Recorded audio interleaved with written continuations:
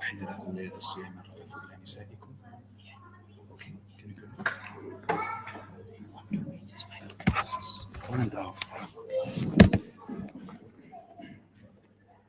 أعوذ بالله من الشيطان الرجيم. بسم الله الرحمن الرحيم. يا أيها الذين آمنوا كتب عليكم الصيام كما كتب على الذين من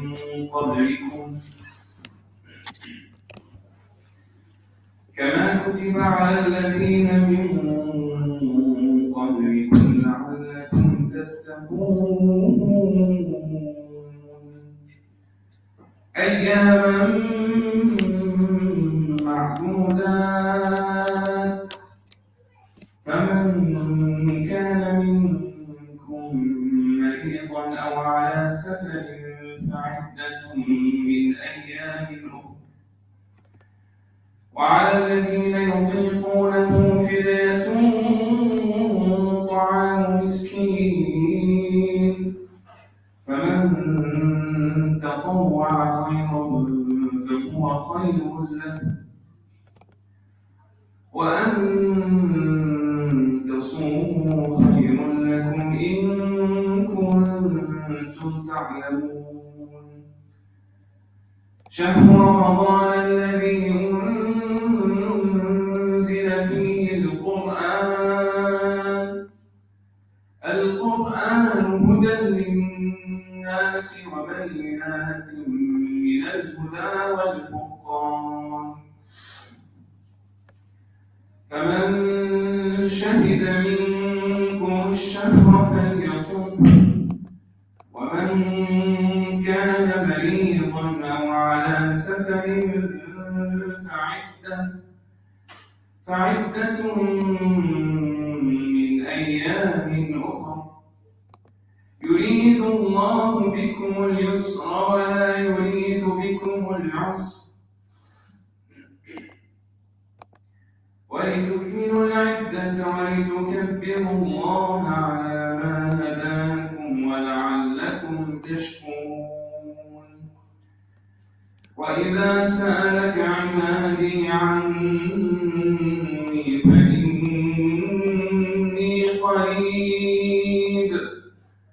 فإني قريب أجيب دعوة الداع إذا دعان، فليستجيبوا لي وليؤمنوا بي لعلهم يرشدون. أحل لكم ليلة الصيام الرفث إلى نسائكم، هن لباس لكم وأنتم لباس لهم. علم الله أنكم كنتم تختانون أنفسكم فتاب عليكم وعفى عنكم، فالآن باشروهن وابتغوا ما كتب الله لكم، وكلوا واشربوا حتى يتبين لكم الخيط الأبيض من الخيط الأسود من الفجر، ثم أتموا الصيام إلى الليل، ولا تباشروهن وأنتم عاكفون في المساجد، تلك حدود الله فلا تقربوها، كذلك يبين الله آياته للناس لعلهم يتقون. صدق الله العظيم.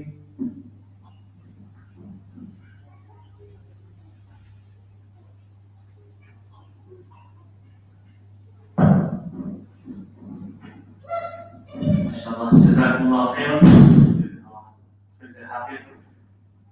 Inshallah, we will get straight to the presentation and to Zakaria regarding Ramadan and fasting. Inshallah, this will be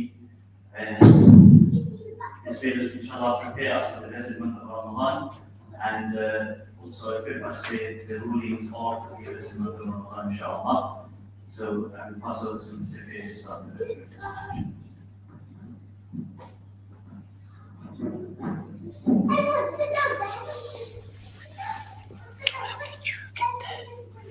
How did you get the presentation? So you know when you go to the PowerPoint. So yeah. Slideshow button. Slideshow. If you like we discussed one of the fundamental pillars of Islam yesterday, today another pillar of Islam, fasting. Now you should be able to go to the rulings of which, mashallah, covered in the ayah recited by where Allah Ta'ala explains many of the important factors with regard to Ramadan, the fasting duration, the do's and don'ts mentioned in the Holy Quran with regards to this development of fasting. And you will see going forward also that it's not just a fast of refraining, but it is teaching is a form of discipline and preparing for many aspects of spirituality also, inshallah. The Quran starts mention of this beloved month, like recited just now, chapter Ramadan and Alladhi Unzila Fihi Quran. The month of Ramadan is the one in which the Quran was revealed. This, mashallah, also shows the connection that this month has with Al-Quran Al-Kareem. The special bond between this month and the Quran. That is why one of the key aspects of worship that takes place alongside our fasting is recitation of the Quran and listening to the Quran in Tarawih. So Quran has a special connection. The Quran was revealed to Nabi sallallahu alayhi wa sallam, but it was sent to the Lawh Mahfuz, the preserved tablets, and revealed onto Sama Dunya in this blessed month, and then over 20 years gradually through revelation came to Nabi sallallahu alayhi wa sallam. Allah Ta'ala further states in the Quran, Ya ayyuhalladhina amanu kutiba alaykumus siyam kama kutiba ala alladhina min qablikum la'allakum tattaqun. O those who believe, you have been instructed to fast just as those before you were instructed. And so, what was the objective of this fasting? So you can save yourselves. لَعَلَّكُمْ تَتَّقُونَ. So you save yourselves. So you create taqwa, God fearness within you. So there is an objective of this fast. When a person is fasting, he and she is refraining from food, drink, personal desire for a duration of dawn to dusk. And these things that he is refraining from are something that only the person and his creator know about.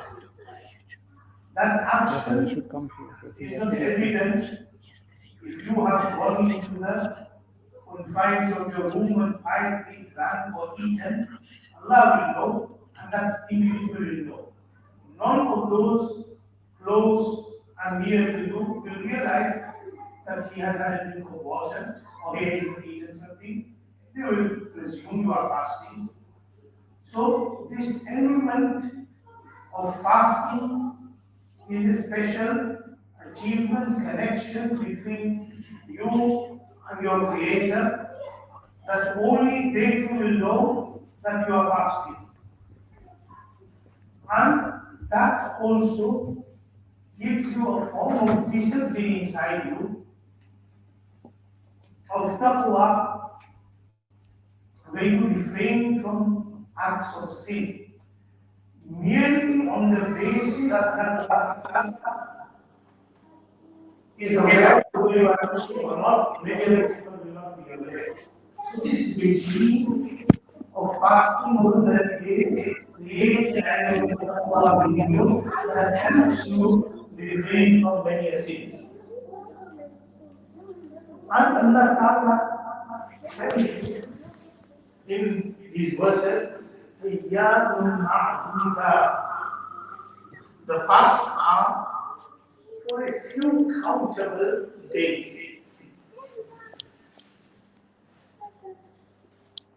Out of your 365 days in the year, the 30 days is a very small amount.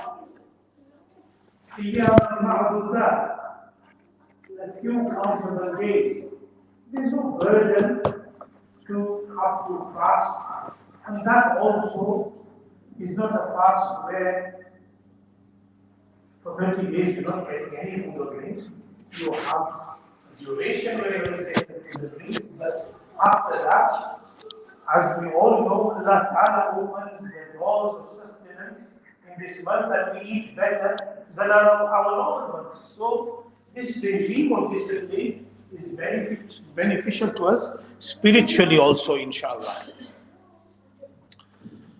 So Allah further states in the Quran, فَمَنْ شَهِدَ مِنْكُمُ الشَّهْرَ فَلْيَصُمْ وَمَنْ كَانَ مَرِيضًا أَوْ عَلَى سَفَرٍ فَعِدَّةٌ مِنْ أَيَّامٍ أُخَرٍ.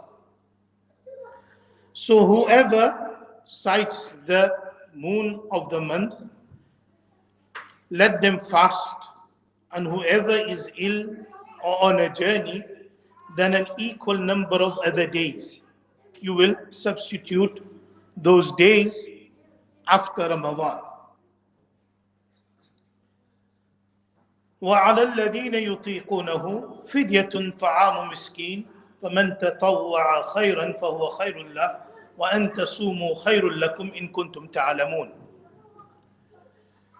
And upon those who are able to fast, but with hardship, a ransom as substitute for those fasts, of feeding a poor person each day. And whoever volunteers, it is better for him, but to fast is best for you if only you knew. لَعَلْ إِن كُنْتُمْ تَعْلَمُونَ.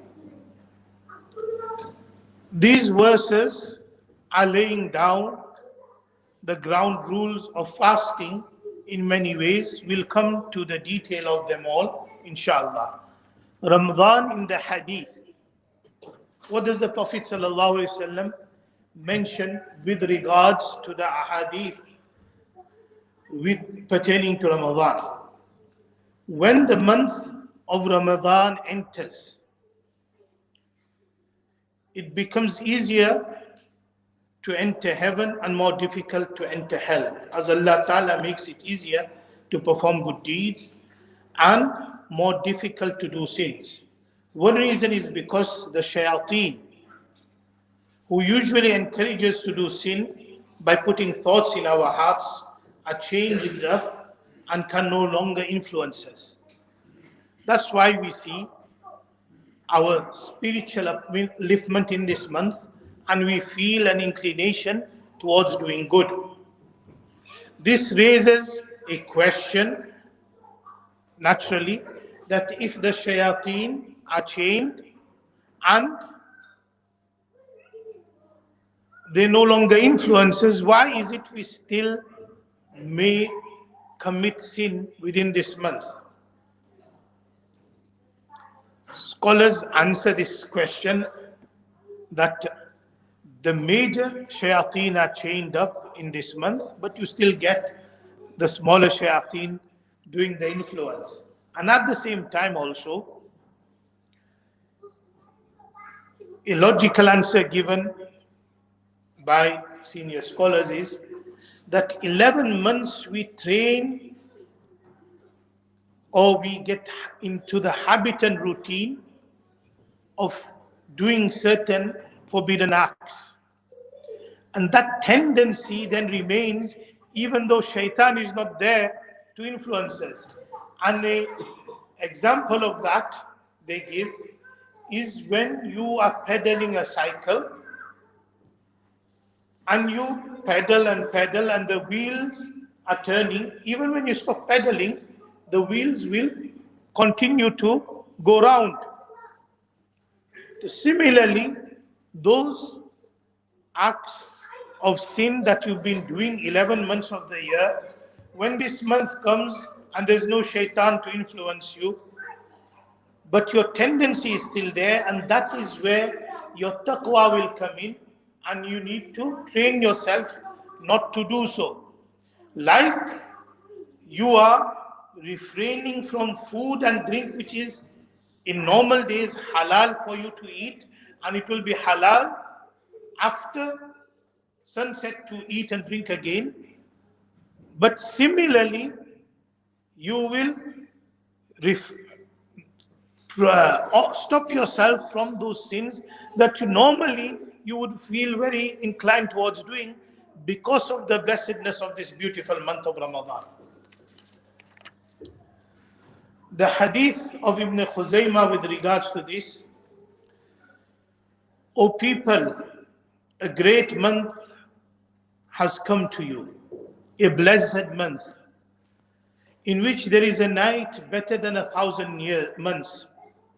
Allah has made its fast compulsory and its nightly prayer voluntary. Whoever performs a good deed in it will be as though he has performed a fard act in another month. It is a month of patience, and reward of patience is heaven. It is a month of caring for one another, and a month in which a believer's sustenance increase. Whoever gives food to a fasting person to break their fast in it, it will be a source of forgiveness for him and for his sins, and a source of his neck being freed from the fire, and he will have the same reward as the one who fasted without any reward being reduced at all. Allah gives this reward to anyone who feeds a fasting person with even a date or a sip of water or diluted milk. It is a month whose beginning is mercy, and its middle is forgiveness, and its ending is freedom from the fire of hell. Whoever makes things easier for his slave, Allah will make him free from the fire of hell. Try to do 4 things in as much as possible, 2 of them which pleases your Lord, and the other 2 you can't do without. As for those that please your Lord, they are testifying La ilaha illallah and asking for forgiveness, istighfar. As for those which you can't do without, they are asking for heaven from Allah and seeking His protection from the fire of hell. These things need to be frequently done in this month of Ramadan. Further, the hadith mentioned, whoever fills a fasting person in this month, Allah will give him water to drink from the water of Kawthar, and he will not feel thirsty all the way to his entering into Jannah. Every action of the son of Adam is multiplied, as good deeds are rewarded tenfold up to 700-fold. Allah Ta'ala says, except fasting. Fasting is for me and I will give the reward for it. My servant leaves his desire and his food for my sake. Narration in Muslim. In Bukhari, a narration is mentioned, whoever fasts the month of Ramadan with faith and anticipation of reward, all of his previous sins will be forgiven. And another narration in Muslim, the person who fasts will have happiness twice. Once when he breaks his fast, another when he meets his Lord on the day of judgment. So, multiple benefits mentioned and practices mentioned in the ahadith with regards to this blessed month. Also, if we look at the next slide, besides the spiritual benefits of fasting, there are health benefits associated with fasting. Number one, our body starts to repair itself.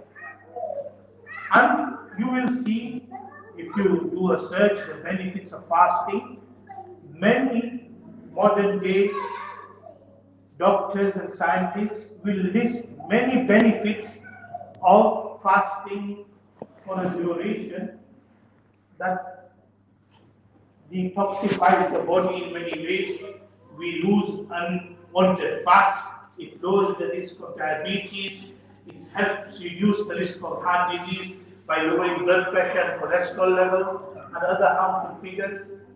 It helps the growth of new neurons in your brain. Studies show it prevents disease like Alzheimer's and cancer. It gives your body a detox and flushes out harmful toxins present in your body. And fasting helps understand what the poor people in the world go through. It gives us consideration towards when we feel that hunger and need for water, we realize those who have been deprived from these blessings of Allah subhanahu wa ta'ala, how they would be feeling. However, the main purpose of fasting is what the Noble Quran tells us. It helps us develop taqwa and self-discipline. This allows us to control ourselves when we have desires of committing sins. What is fasting? Fasting is an act of worship. As with all acts of worship, there are certain rules we have to follow. Fasting is intentionally avoiding food, drink, and having relationships with one's spouse from Subh Sadiq, dawn, until sunset when Maghrib begins. How do I start a fast? A fast starts as soon as you make the intention of fasting and therefore you avoid doing anything that breaks the fast. The intention does not need to be said verbally. It's something that you intend in your heart. For any fast besides a qada and compensation fast, you will have all the way until just before midday to make your intention to decide whether you are fasting or not. This means that if a person felt ill and decided not to fast at suhoor time, but then didn't eat anything until a little before dhuhr, and felt better and decided to fast, then their fast would be counted as long as it is not a qaza fast. If it's a qaza fast outside Ramadan, the intention should be made before the fast begins, before Subh Sadiq. So the fasting commences before Subh Sadiq, and the niyat accepting qada fast can be followed at a later stage. Qada during the year, a compensation fast for Ramadan. If a person is keeping, they can't wake up and decide I'm doing qada today. They must have intended to do qada before Subh Sadiq. In the next slide, it tells us who has to fast. Anyone who meets the following criteria must fast. Number one, a baligh and mature person, male or female.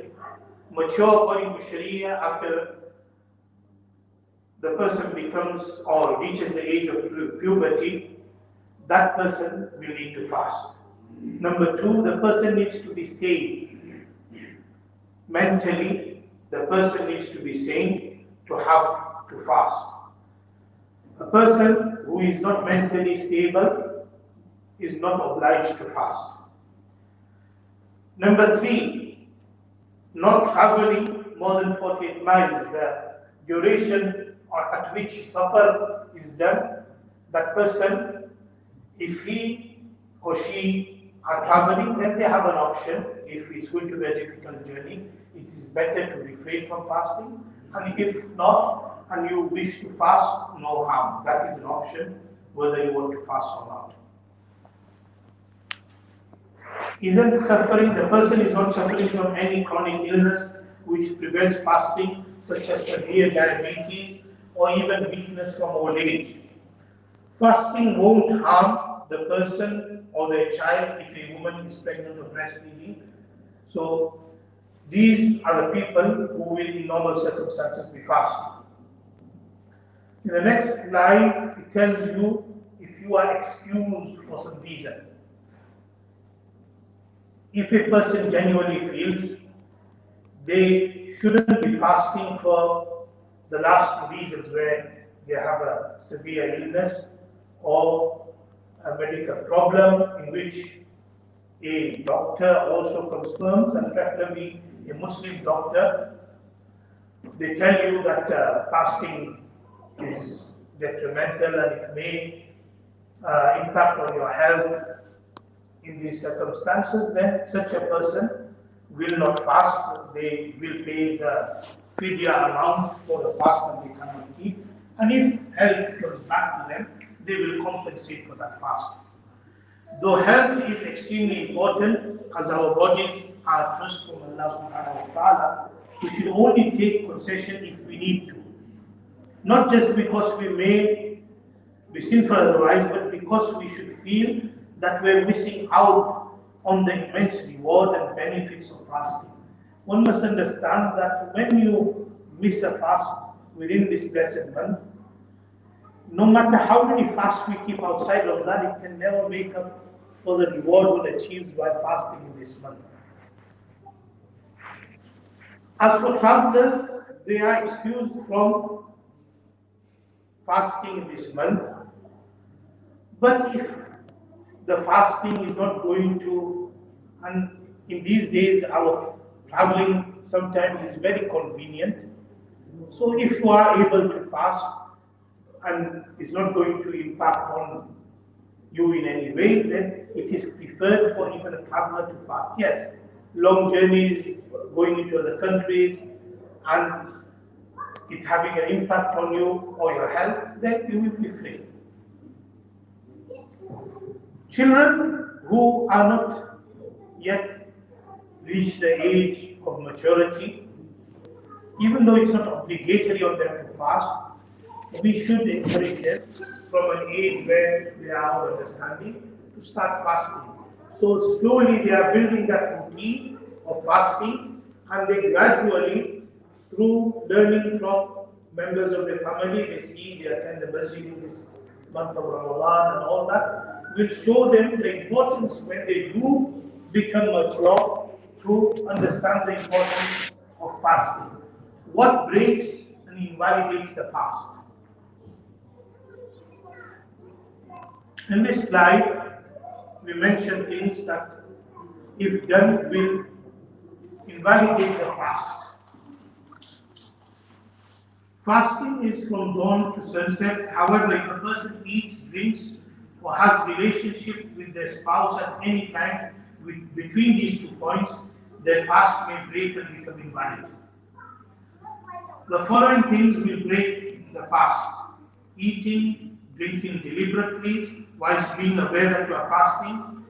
This also includes swallowing toothpaste or mouthwash swallowing blood from the gums if it's more than the saliva that is mixed with, swallowing leftover food in between your teeth if it's the size of a chickpea, when medicine from a nasal spray passes down your throat, inhaling medicine as when, for example, you're using an inhaler, an asthma pump or something, swallowing water when gargling your mouth, inhaling smoke deliberately, such as when smoking or doing shisha, having relationships with one's spouse, vomiting a mouthful deliberately. With regards to vomiting, if no matter how much you vomit without inducing that vomit, you're not deliberately forcing yourself to vomit, it happens, then that will not invalidate your fast. If, however, you induce the vomit, you put fingers in your mouth and you force yourself to vomit, that will break your fast if it's a mouthful. Deliberately swallowing a mouthful of vomit, even if you don't take it out deliberately. Like you vomited and one is without control, you swallowed it, that won't invalidate your fast. But once it's in your mouth, you have control to spit it out, and you still swallow it, that will invalidate your fast. Having an endoscopy, being inspected by a camera, passing down your food pipe, that will invalidate your fast. When a woman begins a menstruation or postnatal bleeding, that will also break the fast. You will no longer be in the state of salt. In the next slide, there is a list of items which will not invalidate the fast. Eating or drinking or having relationship with your spouse while forgetting that you are fasting. However, if you thought your fast broke and then ate deliberately, your fast will now break. So, your eating by mistake did not break your fast, but then you thought, oh, I've eaten and my fast is broken, so you continue to eat. Then that second part of your eating will break your fast. Having a wet dream will not break your fast. Swallowing your own saliva or the wetness left in your mouth after rinsing it will not break your fast. Ear drops, eye drops, kohal, surma will not break your fast. Swallowing mucus from the throat or nose will not break the fast. Inhaling smoke or dust unintentionally will not break the fast. Using nicotine patches or applying external creams or deodorants, makeup, oil, anything external will not break the fast. Injections, blood transfusions, dialysis, and being put on a drip will not break the fast. Blood test or cupping will not break the fast. Using a miswak or swallowing the milk of saliva from using a miswak will not break the fast. Vomiting unintentionally or less than a mouthful will not break the fast. Swallowing vomit unintentionally will not break the fast. So these are the things which will not break the fast. In the next slide, there is a list of things that even though they won't break the fast, but they're not preferred and reduce your reward, they are makruh to and should be avoided. Just chewing random things that don't have a taste and flavor to it, putting things in your mouth and just chewing on them, it's makruh to do so. If you chew something that has a taste like chewing gum, and the taste mixes with your saliva and then swallowing the saliva, that will break your fast.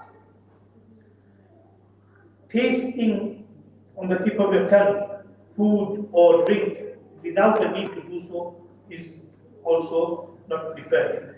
Gathering saliva and then swallowing it is not preferred. Brushing your teeth with toothpaste or some mouthwash will not break the fast, but again is not preferred because if it goes down your throat, it will invalidate your fast.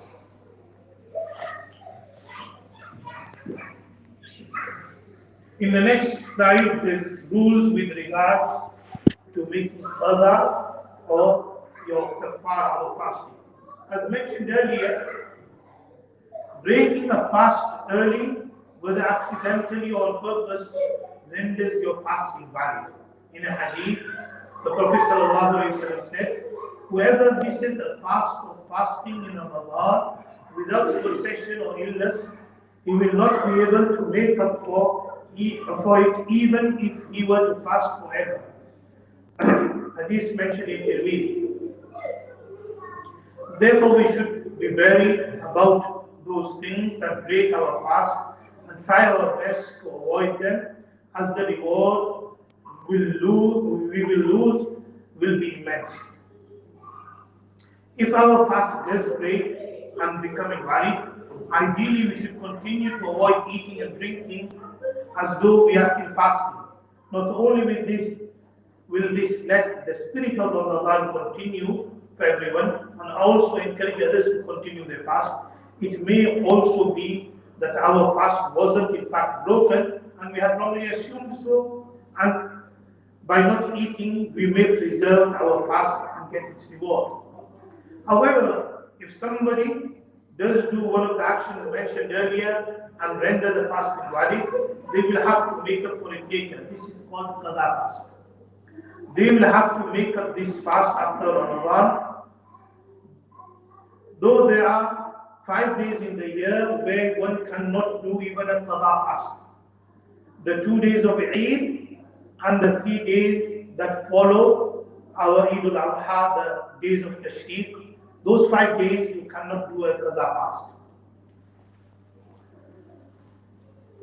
If a person breaks their fast specifically in the following ways: eats or drinks deliberately whilst being aware that they are fasting without having a valid reason to do so, engages in intercourse with their wife or their spouse.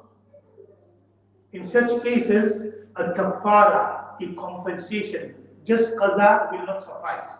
A kafara will be necessary. Kafara is a penalty and a punishment for violating the command of Allah Ta'ala. And to fast for the entire duration of fasting, it's a deterrent to discourage anyone from breaking their fast. The kafara penalty requires a person who broke their fast to primarily fast for 60 days consecutively, along with the qada for the original broken fast. The qaza doesn't need to be with the consecutive days. If during the 60-day period they miss a fast, they must begin the 60 days again.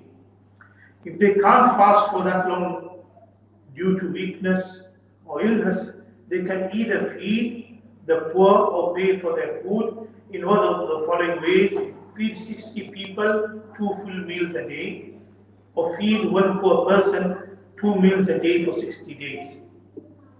Nowadays, charity websites already calculate kafara cost, as they may not be a need for calculating unless you're personally organizing and feeding the poor in a poor area. Not that you can't choose which kafara you want to give. You must primarily fast and only give charity if you can't fast. That needs to be understood.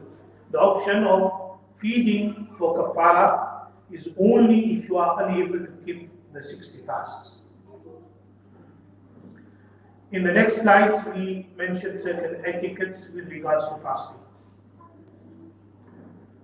Fasting is an obligation, and to remove the obligation from your responsibility, all you have to do is avoid eating, drinking, and relations from dawn to sunset. However, this is just the legal aspect with regards to fasting. The fast itself is spiritual and holds many blessings. In order to gain these blessings, you have to ensure you do the following. You must avoid sinning whilst fasting. The whole idea of fasting is to create discipline and abstinence from sins.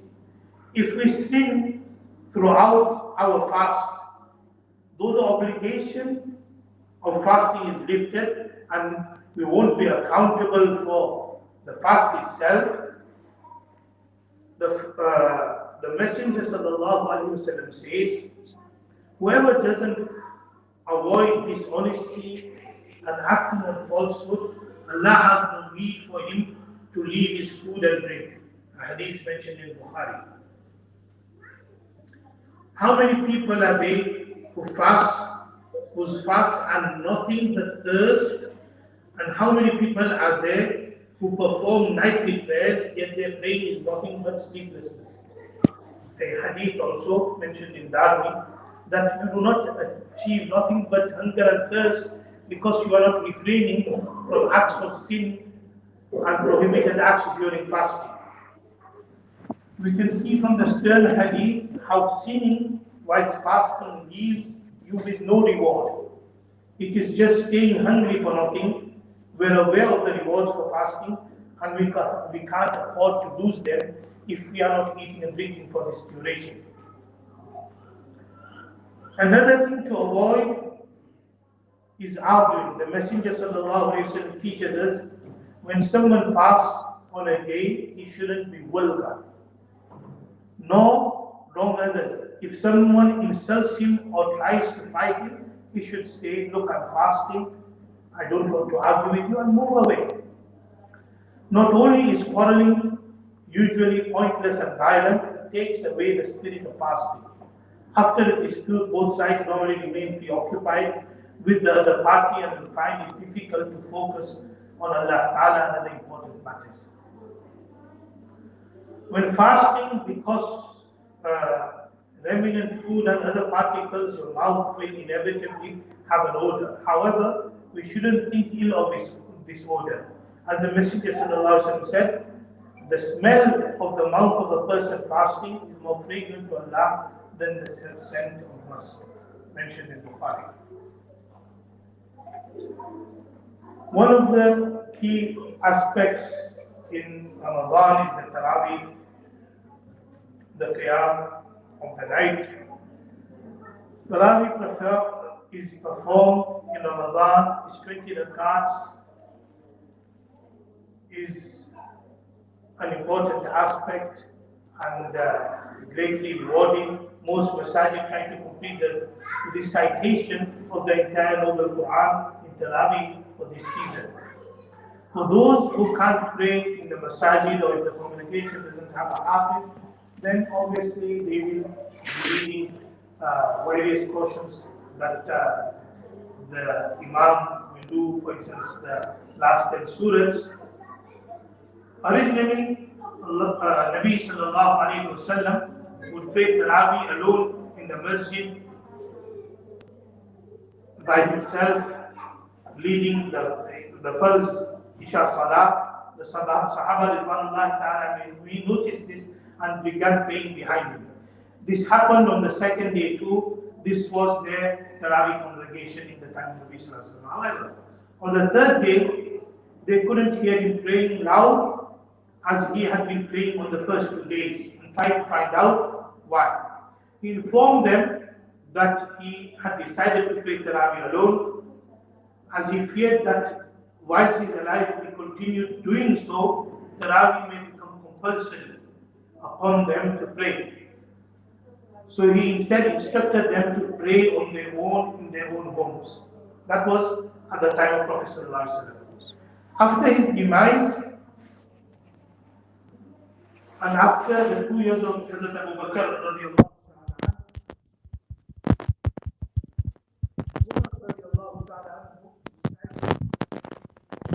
people to pray Tarawih congregation anymore, since there would be no fear of it becoming compulsory anymore, as the Messenger sallallahu alaihi wasallam had passed away, and no wahi will now come and make it obligatory. It was more beneficial as there was a greater chance people would pray if it was in a group, especially in the month of Ramadan and when the benefits are invisible. Therefore, the Tarawih was reverted back to being prayed in a gathering and has since continued. Since then, until now, we have prayed 20 rakats in congregation in masajid during Ramadan. It is an excellent way to get close to Allah Ta'ala. Throughout the day, you sacrifice your food and please Him, and at night you sacrifice your sleep by standing in Tarawih.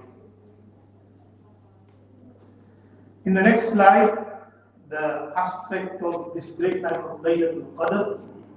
In Surah Al-Qadr, Allah Ta'ala mentions we have sent the Quran down in the night of Qadr, how will you ever know what the night of Qadr truly is? The night of power is better than 1,000 months. One of the nights in the month of Ramadan, the Messenger sallallahu alaihi wasallam once narrated to the Sahaba radiallahu ta'ala about a man from the previous nations who was able to fight for the sake of Allah for 1,000 months. The Sahaba radiallahu ta'ala were amazed and could only wish for a similar reward. The Messenger sallallahu alaihi wasallam then prayed to Allah for such a reward for his Sahaba ridwanullahi ta'ala alayhim ajma'in, and was informed about Laylatul Qadr and a date. In that night, good deeds performed would equal the performing the same deed for 1,000 months in years. In numbers, over 83 years, 1,000 months would equate to 83 years. Or if you assume 1 month is 30 days, equals to 30,000 days. In other words, 2 rakats of salah equal to praying 30,000 full rakats. £1 given of charity in this night equals giving 30,000 pounds. So immense reward of worship in this great night. One of the other aspects that we mentioned in the next slide is i'tikaf in this month. Nabi sallallahu alayhi wa sallam used to spend the last 10 days of i'tikaf. The person in i'tikaf needs to fast all 10 days, which will be naturally be done in Ramadan. They can't leave the designated area of the boundaries of the masjid without a valid reason. The only reason the person can leave is for a need such as the need to perform ghusl or wudu or relieving themselves going to the toilet. If the area people generally define as a masjid and use of prayer is the hall, and its foyer isn't regarded as part of the masjid, then you won't go into the foyer also. Even when leaving the boundaries of the prayer area, the person needs to hasten and return back to the masjid. If a person leaves the designated area without any valid reason, their i'tikaf will break and you will have to substitute that. Nafil i'tikaf, optional i'tikaf, is a separate thing. If a person can't do i'tikaf for the complete 10 days, they should try to do it for a few days throughout Ramadan. That is an optional action. In fact, it can be done any time of the year. Even when you come in the masjid, make niyat of i'tikaf and you get the reward. Just as it is a sunnah i'tikaf, a person isn't allowed to unnecessarily leave the masjid boundaries. If you're doing nafil i'tikaf also, you will confine yourself. In that, women can also do a similar i'tikaf in the confines of their house. Other important aspects with regards to Ramadan is to be punctual, more punctual with your salah, and extra time given to recite the Quran Kareem, more zikr in abundance and general remembrance of Allah subhanahu wa ta'ala, engaging in dua and supplication before breaking the fast, late night tahajjud prayers, and also making dua at the time of suhoor. More charity, as you have heard in the slide before, your reward is increasing multiple fold, so it's important that we give more charity. Nabi sallallahu alayhi wa sallam mentioned in hadith was very generous, and even more so in the month of Ramadan. One needs to increase sunnahs that they would normally be not adherent to, preparing beforehand for Ramadan. How do you prepare? By freezing many savories and other aspects? No. Preparation for Ramadan is sort of balancing your time out, so you are making time for extra worship and making a routine, so you can devote more time towards doing different acts of worship. That would mean making a timetable. One important aspect before we conclude is the aspect of Sadaqatul Fitr. I've seen, mashallah, Imam Sahib has prepared something for the community, a leaflet explaining the rules of Sadaqatul Fitr, what can be given, who should be giving it, and inshallah, everybody in the community will benefit from it.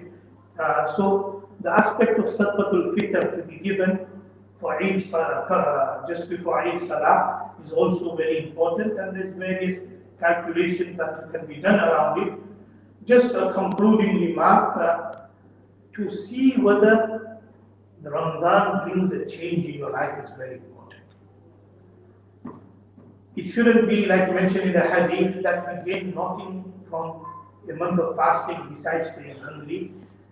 That element of discipline needs to come in at the end of this blessed month, where you bring in a routine, a change. The taqwa follows after Ramadan. This month of refraining from eating, drinking, and from sin should rejuvenate us to last for another 11 months. And when we start getting weak, Ramadan comes again in our life to rejuvenate us. So the change should happen. If we see no change, then we need to question ourselves whether we spent Ramadan in the correct way or not. With that, we conclude. If there's any questions, inshallah, we'll take the questions. Questions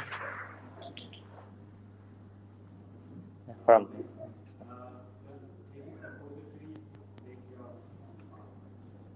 Taking Where is it from? Not from the mouth, from the eye. so yes, it will break the fast. If it's going to enter the stomach, it will enter the break the fast. if it goes from the backside, the work.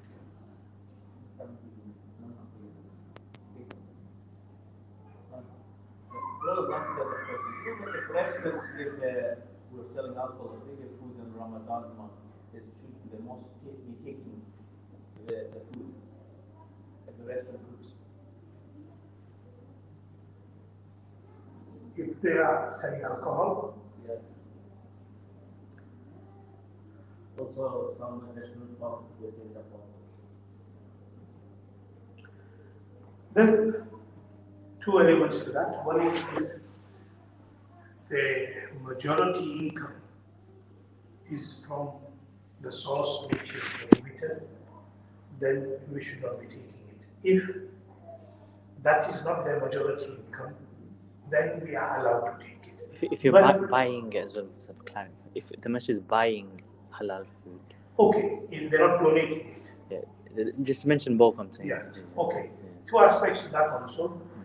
If it's donation, then we will look at the majority income.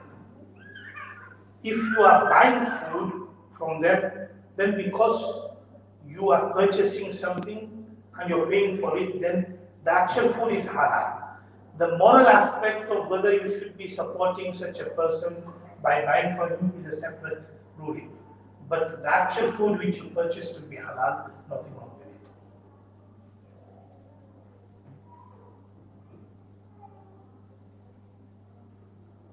Any, if I just get that. If there's any questions from the sister's side, if you just grab the portable mic, turn it on. There's a red button on the bottom. The sister can turn the mic on. If you just hold that red button. If any of the sisters have any questions with regards to Ramadan, fasting in Ramadan, etc., inshallah we can take the sisters' questions as well. Sorry, did you have a question? Yes, I can't remember the page. It was the message was this: if you didn't feel well at Fajr time, and just before Dhuhr you had some little food, and then you can carry on with the fast normal. I don't know. No. I don't know how that. No. If you don't have food, Oh, is that? Yeah. Be done. if you intended in Ramadan initially that you were going to fast and you had refrained from any food and drink, and you change your mind, your fast will be done. As long as that decision is made before midday. Okay, thank you. I misread. I thought If you eat and then there is no way your fast is no, that's what I thought. Yes, thank you.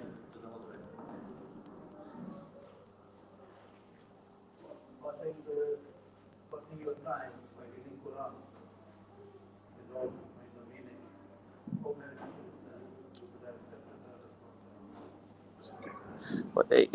Spending your time reading the Quran without knowing the meaning, is that beneficial and should we? Both benefits mentioned that even without understanding the Quran, the recitation is beneficial. There is rewarding. Whether you understand or not, on each letter you will get 10 rewards, according to the hadith. Right? So the reward is still there. Yes, as a Muslim, we are encouraged to understand the Quran and read it accordingly. There's one sister asking that as a new Muslim, what would you advise her to do in the month of Ramadan? She's still learning Islam, things new to her. What advice would you give? MashaAllah, do what with ease because it's new to you. Slowly adapt to it, and inshallah, Allah Ta'ala will make the path easier for you. So gradually build yourself into it. Because fasting itself won't be something where you need to learn Arabic or anything. So if you can start fasting initially and then slowly adapt to the other acts of worship, like once you have learned certain supplications and you can do certain forms of zikr, then slowly adapt to that. Once you learn the Quran and you can recite some verses, then that will also be a good way forward. But slowly and surely, inshallah. Don't rush into something which becomes too much for you and then you find it hard. For the tafsir, for the Quran, inshallah, in Masjid Alhikmah, after Taraweeh, we have a juz summary every night in Ramadan. So whatever has been recited in Taraweeh, we will summarize it for the people, inshallah.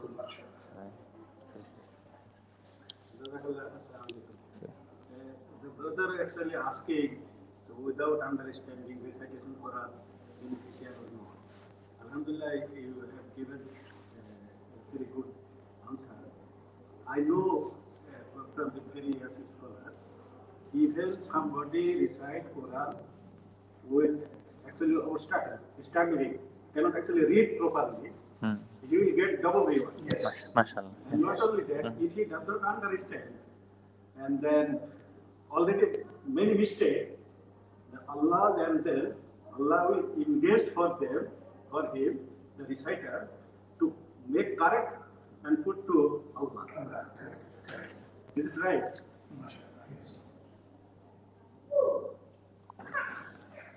One brother is asking online that given as the nights are still relatively short, it is inevitable that suhoor times will be very tight. What flexibility is there?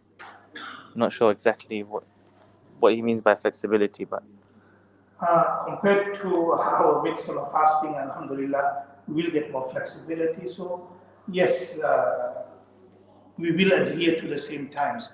There are certain people who have said that long fasts are not practical and we should go to a closer country where the hours are more flexible and start our fast later, but that is not necessary and it's not right also.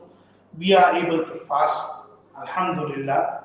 Our times aren't as extreme as certain places like Finland, etc. So here we will be able to maintain the fast from Subha Sadiq to sunset without any physical harm. So we will maintain those hours of fasting.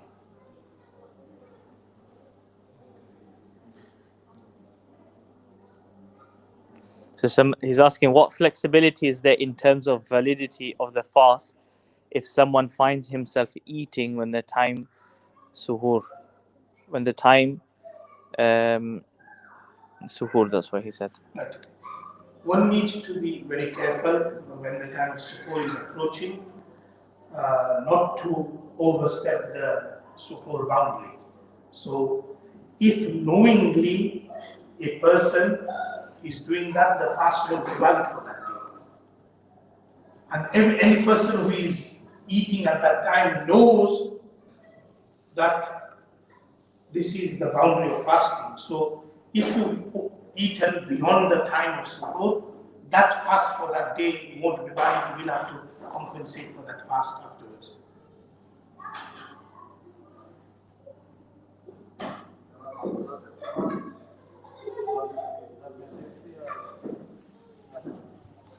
It's a nafal tatawu fast, but strongly recommended because consecutively from that time till now, all the Khairul Qurun, the three periods, they maintain the Tarawih. So without a valid reason, you should not let Tarawih go.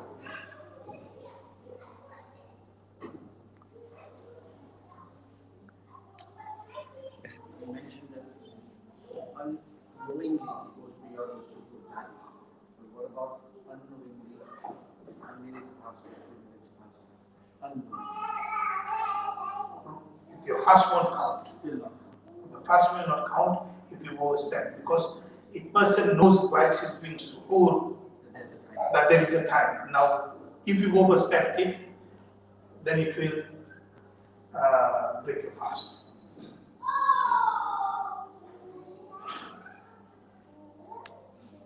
It's like when you're doing wudu and you swallow water by mistake and you knew that you were fasting, it will still break your fast. So just a question for sisters that in the month of Ramadan, some sisters can't fast, and some sisters, of course, feel a bit down because they can't pray, and they sometimes feel guilty that it's the holy month, it's a sacred month. And what advice would you give to sisters? Should they feel this way? Should they? Yeah, naturally, because you see the whole family fasting, reading the Quran, and Allah Ta'ala has given this to the ladies of the Ummah, so you shouldn't feel, when it's from Allah Ta'ala, you shouldn't feel down in any way.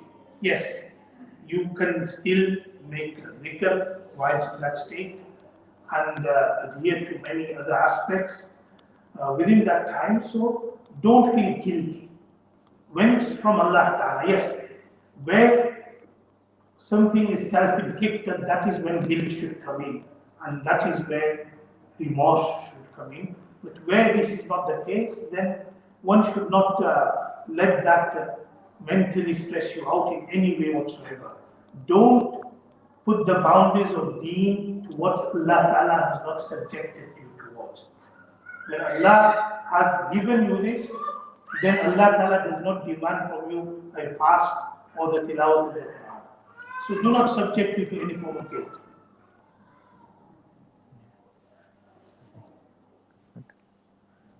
Sabir Fadil, any questions? Subhanallah wa bihamdihi, subhanallah. Nashhadu an la ilaha illa anta, nastaghfiruka wa natubu ilayk. Inshallah, Jazakumullah khairan to our respected guest, Mufti Zakaria Akudi, for coming all the way from Batley. He's flying, returning back in a couple of hours now. From now, we make dua Allah Subhanahu wa Taala give our respected guest, Mufti Zakaria, immense reward for his sacrifice and time. This was his only weekend before Ramadan. Subhanallah, he chose to give it to us, despite being very committed in his locality. He's as we know that the Islamia series, he's the founder, he's the head teacher of Madrasa Islamia, and he has many commitments in Batley, family commitments, work commitments, masjid commitments. But despite that, he took out 2 days, mashallah, and he gave it to us. Jazakumullah khairan, Mufti Zakaria, and we hope that you will keep coming, inshallah, and we will keep appreciating, inshallah, your coming and benefiting us, inshallah. Inshallah, I do like to invite the guests over whilst they're here. But inshallah, we'll have our end of year jalsa, the prize giving for the children in our maktab. I invite Zakaria, inshallah, to come for that as well, like last year. Hopefully, the kids will, inshallah, enjoy it as well. Jazakumullah khairan. Badly, jisbri. Yes, yes.